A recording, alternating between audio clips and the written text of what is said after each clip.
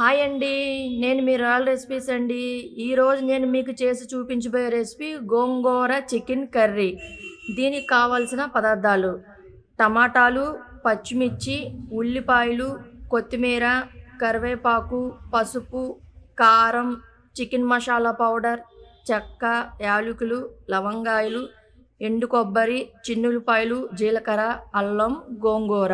ఈ మిశ్రమాలన్నీ కూడా నేను అరకిలో చికెన్‌కి తీసుకోవడం జరిగిందండి. తయారీ విధానం: మనం తీసుకున్న ఈ ఉల్లిపాయలను సన్నగా చిన్న చిన్న ముక్కలుగా కోసుకోవాలి. ఇలా సన్నగా ముక్కలు కోయడం మూలాన మనకు కూర తొందరగా మగ్గుద్దండి. అలాగే పచ్చిమిరపకాయలను కూడా సన్నగా చిన్న చిన్న ముక్కలు కోసుకోవాలి.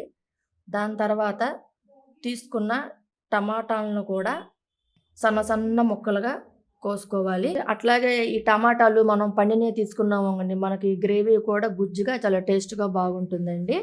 మీరు ఎప్పుడైనా తీసుకున్నట్టయితే టమాటాలు పండుకాయలు చూసి తీసుకోండి. అలాగే కొత్తిమీర కూడా సన్నగా చిన్న చిన్న ముక్కలు కట్ చేసుకోండి. కొత్తిమీర కూడా ఫ్రెష్‌గా ఉంటే మనకి కూర కూడా టేస్ట్‌గా బాగుంటుంది. దీని తర్వాత అల్లం కూడానండి. అల్లం కూడా చాలా సన్నగా పల్చగా కోసుకోండి. పల్చగా కోసుకుంటే మనకి తొందరగా పేస్ట్ అవుద్ది. దాని తర్వాత ఈ మిశ్రమాలన్నీ కూడా మిక్సీలో వేసుకొని మెత్తగా పేస్ట్ చేసుకొని పక్కన పెట్టుకోండి. దాని తర్వాత ఇప్పుడు మనం ఒక స్టవ్ వెలిగించుకొని బాండీ పెట్టుకుందాం. బాండీ పెట్టుకొని దాంట్లో 2 గరిటెల ఆయిల్ పోసుకొని 2 రెబ్బలు కరివేపాకు వేసుకుందాం దాంట్లోనే. ఈ 2 రెబ్బలు కరివేపాకు కొంచెం చిటపటలాడాక అలాగే ఉల్లిపాయలు, పచ్చిమిరపకాయలు కూడా వేసేసి ఒకసారి దాన్ని అట్లాగా కలుపుకుందాం గరిటె పెట్టి.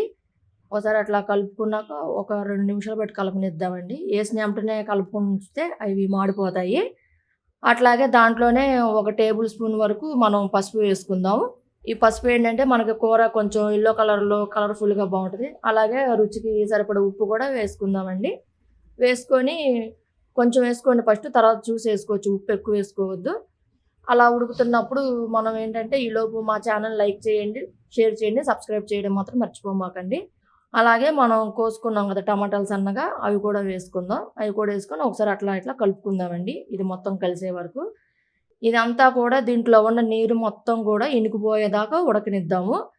మనకి ఎట్లా తెలుస్తదంటే ఆ పైన మనకి ఆయిల్ అనేది తేలుతది ఇది మొత్తం మగ్గాక. దాని తర్వాత అట్లాగే మనం ముందుగా పేస్ట్ చేసుకున్న మసాలాను కూడా వేసుకుందాం దాంట్లోనే. మొత్తం ఆ పేస్ట్ అంతా తీసి దాంట్లో వేసేసుకొని ఆ మసాలాను కూడా బాగా కలుపుకుందాం. ఈ మిశ్రమాలన్నీ కలిసేదాకా అట్లాగా ఒక 2, 3 మినిట్స్ దాకా కలుపుకుందామండి. ఇట్లా కలుపుకున్నాం కదా! ఇది ఆయిల్ తేలేదాకా మనం మూత పెట్టి ఒక 5 నిమిషాల పాటు ఉంచుదాము. ఇట్లా ఆయిల్ తేలింది కానీ దాని తర్వాత దాంట్లోనే ఒక 2 చెంచాలు కారం వేసుకుందాం. తర్వాత ఒక 2 టేబుల్ స్పూన్ వరకు కూడా పెరుగు వేసుకోండి. ఈ పెరుగు కొంచెం పులిసిందేసుకోండి. అప్పుడు మనకి కూర మెత్తగా ఉంటుంది. చికెన్ అనేది చాలా టేస్ట్‌గా కూడా ఉంటుంది. ఈ పెరుగు కూడా ఏసాక శుభ్రంగా కడిగుంచుకున్న చికెన్ కూడా వేసేసుకుందాం అందులో. వేసేసుకొని మొత్తం ఒకసారి ఈ చికెను, ఈ గ్రేవీ, ఈ మసాలాలు అన్నీ కలిసేలాగా ఒకసారి మనం మొత్తం కలుపుకుందాం అటు ఇటు అంతా కూడా. మనం ఎప్పుడూ కూడా కూరల్ని హై ఫ్లేమ్‌లో పెట్టి మనం ఉడకనివ్వకూడదండి. అట్లా హై ఫ్లేమ్‌లో పెట్టి చేయడం మూలాన ఏంటంటే కూరకున్న రుచిదనం అనేది పోతుందనమాట. ఓకేనా? స్లో ఫ్లేమ్‌లో పెట్టుకొని ఉడికించుకోవాలి. దానికి తగ్గట్టుగా మనం హై ఫ్లేమ్‌లో ఒకసారి మధ్య మధ్యలో పెట్టుకుంటా ఉండాలి. చూసారండి? ఇలా మొత్తం మిశ్రమాలన్నీ కలిసేదాకా చక్కగా మనం ఇట్లా కలిపేసుకుందాము. కలిపేసుకొని మనం మూత పెట్టేసుకుందాం. ఈలోగా మనం ఏం చేద్దామంటే, మనం దీనికి కావాల్సిన గోంగూర తీసుకున్నాం కదండీ! 2 కట్టల గోంగూర. అట్లాగే ఆ గోంగూరలోనే ఒక 2, 3 పచ్చిమిరపకాయలు కూడా వేసుకుందాం. పచ్చిమిరపకాయలు, ఆయిల్ పోసుకొని దాని పక్కన వేరే స్టవ్ మీద పొయ్యి పెట్టి వెలిగించేసుకుందాం. ఈలోపు అది ఉడుకుతా ఉంటది. సో, ఈ ఉడికిన గ్యాప్‌లో అలాగే మా ఛానల్ లైక్ చేయండి, షేర్ చేయండి, సబ్స్క్రైబ్ చేయడం మాత్రం మర్చిపోమాకండి. ఈలోపు కూర ఉడికి ఆయిల్ తేలుతుంది కదండీ! దాంట్లోనే మనం ఒక టేబుల్ స్పూన్ వరకు చికెన్ గరం మసాలా కూడా వేసుకొని, కొంచెం కొత్తిమీర కూడా వేసుకుందాం. వేసుకొని ఒకసారి మళ్ళీ అటు ఇటు మొత్తం కలిసేలా కలుపుకుందాం. ఈ కొత్తిమీర వేయడం మూలన ఏంటంటే దాని రసం కూడా దిగి కూరకి ఇంకొంచెం రుచిదనం వస్తుందనమాట. ఈలోపు మనం గోంగూర ఉడికిపోయింది కదండీ! దీన్ని ఇట్లా కచాపిచ్చుగా మనం పప్పు గుత్తి తీసుకొని బాగా మెత్తగా నలుపుకుందాం. గోంగూర ఎప్పుడూ కూడా మెత్తగా రుబ్బుకుంటే బావుంటదండి. అట్లాగే ఈ గోంగూరను మొత్తం కూడా మనం ఈ ఉడుకుతున్న కర్రీలో వేసేసుకుందాం. వేసేసుకొని మొత్తం కలుపుకుందామండి.